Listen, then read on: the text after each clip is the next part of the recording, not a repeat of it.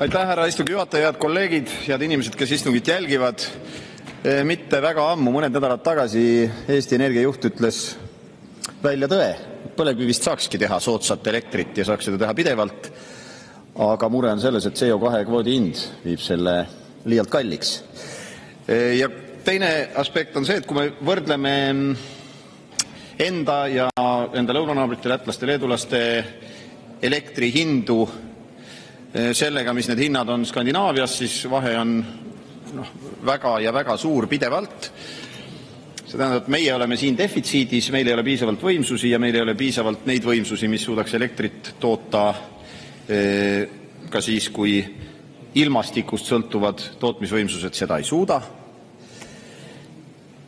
Lisaks on Eestis võimekus toota ka kütteõli, mis võiks meile nii majanduslikku kasu tuua kui ka aidata energiaturvalisust tagada.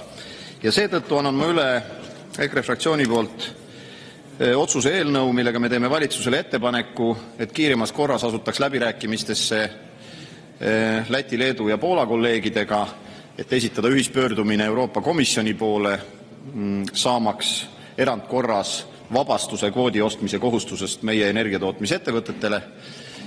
Sellise võimaluse annab nii Euroopa Liidu toimimise leping ja sealne artikkel 122, et erakorralistes oludes on võimalik erandeid teha, ja lisaks on ka võimalusi direktiivis, mis paneb paika raamistiku, kuidas kvoodiühikutega kaubeldakse ja kuidas neid kasutatakse.